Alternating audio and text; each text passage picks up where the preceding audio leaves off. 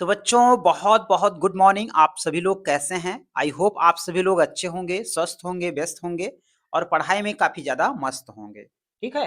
तो जो ये क्वेश्चन आपको दिख रहा है, ये क्वेश्चन यूपी बोर्ड के एग्जाम में कई दफा पूछा है और समांतर श्रेणी का ना एकदम बहुत ही ज्यादा कठिन क्वेश्चन है। मतलब कि बच्चा कहीं ना कहीं इस टाइप के क्वेश्चन में बड़ा कंफ्यूजन रहता है, मतलब कैसे लगाया जाए। तो मैं आपको आज ना इस क्वेश्चन को लगाने की एकदम यूनिक मेथड बताने वाला हूं। मतलब ऐसा तरीका कि आप किसी बुक में नहीं पाओगे।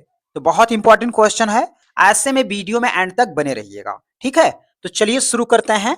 क्वेश्चन कह रहा है कि समांतर श्रेणी 121 कामा 117 कामा 113 डॉट डॉट का कौन सा पद सबसे पहला ऋणात्मक पद होगा।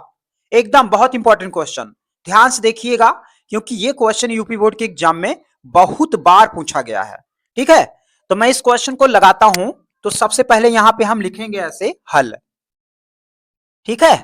तो यहां पे देखो, प्रथम प्रथम पद कितना है? तो 121 ऐसे लिख दो। प्रथम पद को हम ए से दिखाते हैं। ठीक है।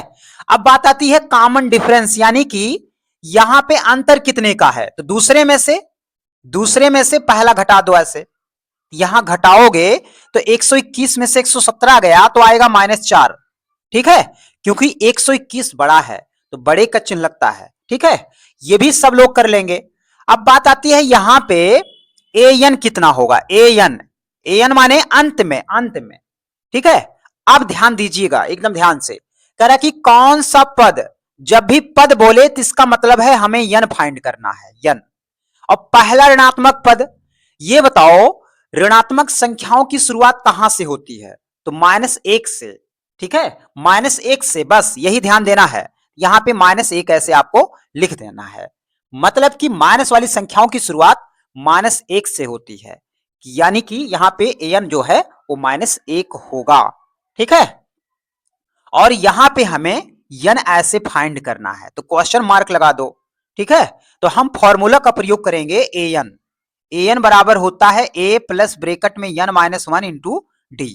तो एन का मान -1 है और यहां पे ए का मान 121 है और प्लस n हमें फाइंड करना है और डी यहां पे -4 है। तो -1 ऐसे लिख देंगे, ये 121, ये माइनस प्लस -4 का n में 4n और माइनस माइनस प्लस हो जाएगा 4। ठीक है। तो -1 लिखेंगे, 121 में 4 जोड़ो तो 125 हो जाएगा और -4n। -4n को इधर लाओ और -1 को इधर लाओ, यानी कि अदला बदली हम कर देंगे। 4n इधर आएगा तो प्लस में हो जाएगा और 125 की तरफ -1 आएगा तो प्लस में हो जाएगा। ठीक है।